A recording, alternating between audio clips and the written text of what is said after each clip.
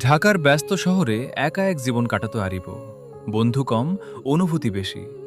রাত জেগে Facebook scroll করা ছিল তার অভ্যাস। একদিন হঠাৎ একটি ফেসবুক আইডি তার চোখে পড়ে। নাম নীল আকাশ। প্রোফাইলে কোনো ছবি নেই, শুধু একটি কালো আকাশের ছবি। কৌতূহল থেকে আরিবও মেসেজ দিল, আপনি কি সত্যিই আকাশের মতো রহস্যময়? কিছুক্ষণ পর রিপ্লাই এলো, হয়তো, অথবা খুব সাধারণ কেউ। সেখান থেকেই শুরু। দিন যায়, রাত যায়, কথা বাড়তে থাকে। তারা কেউ কারো আসল পরিচয় জানত না।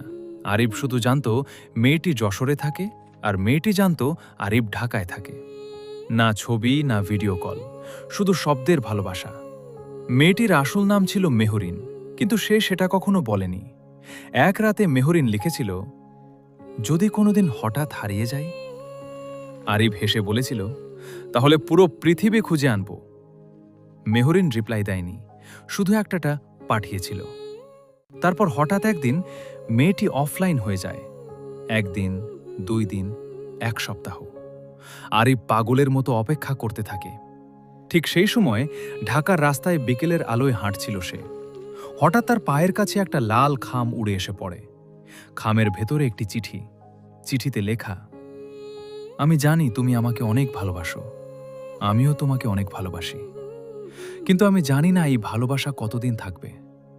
ওরা আমাকে বাঁচতে দিচ্ছে না, মানসিকভাবে শেষ করে দিচ্ছে। তারা আমাকে অন্য একজনের সাথে বিয়ে দিতে চায়। চিঠির নিচে কোনো নাম ছিল না। আরিবের বুক কেঁপে উঠল। অদ্ভুতভাবে মনে হলো এই শব্দগুলো যেন তার খুব চেনা। কিন্তু সে বুঝতে পারল না এটাই তার ভালোবাসার মানুষের লেখা চিঠি।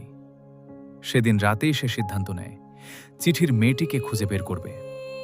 আরিব চিঠির সূত্র ধরে খোঁজা শুরু করল। ঢাকার অলিগলি, বাসস্ট্যান্ড, স্টেশন, যেখানে সম্ভব গেছে। একসময় চিঠির খামের ভেতরে একটা ছোট্ট ক্লিনিকের প্রেসক্রিপশন খুঁজে পেল। সেখানে লেখা ছিল মেহরিন সুলতানা। আরিবের মাথায় যেন বজ্রপাত হলো, কারণ তার ফেসবুকের ভালোবাসার মেয়েটিও একদিন মজা করে বলেছিল, মেহরিনকে খুঁজতে খুঁজতে আরিবও প্রায় পুরো দেশ ঘুরে ফেলে। চট্টগ্রাম, খুলনা, রাজশাহী, সিলেট, কোথাও সে নেই। একদিন ট্রেনে করে ফেরার সময় তার পাশে এসে বসে এক মেয়েকে, মুখে নীল ওড়না, চোখ দুটো অদ্ভুত শান্ত। মেয়েটি হঠাৎ বলে, মানুষ কি সত্যিই কাউকে না দেখেও ভালোবাসতে পারে? আরিব অবাক হয়ে তাকায়। এই একই কথা তো একদিন তার ফেসবুকের মেয়েটি বলেছিল। সে ধীরে ধীরে কথা বলতে শুরু করে। মেয়েটি নিজের নাম বলে নীরা। ট্রেনের পুরো যাত্রায় তারা গল্প করে, কিন্তু মেয়েটি নিজের ঠিকানা দেয় না। নামার আগে শুধু বলে, যাকে খুঁজছেন তাকে পেয়ে যাবেন। তারপর নেমে যায়। আরিব হঠাৎ লক্ষ্য করে সিটের ওপর পড়ে আছে একটি পুরনো ফোন। ফোনটি অন করতেই স্ক্রিনে ভেসে ওঠে একটি ফেসবুক আইডি, নীল আকাশ। আরিবের হাত কাঁপতে থাকে। সে বুঝতে পারে নীরাই মেহরিন। কিন্তু তখন ট্রেন অনেক দূর চলে গেছে। আরিব পাগলের মতো নীরাকে খুঁজতে থাকে। শেষমেশ সে জানতে পারে নীরা ঢাকার একটি ছোট্ট স্কুলে চাকরি করছে। 1 বর্ষার বিকেলে আরিব সেখানে পৌঁছে যায়। স্কুল ছুটির পর গেটের সামনে দাঁড়িয়েছিল নীরা। দুজনের চোখ এক হয়। নীরা ধীরে ধীরে বলল, তুমি সত্যিই পুরো পৃথিবী খুঁজে এসেছ? আরিবের চোখ ভিজে যায়। সে জিজ্ঞেস করে, সেদিন চিঠিটা কেন ফেলেছিলে?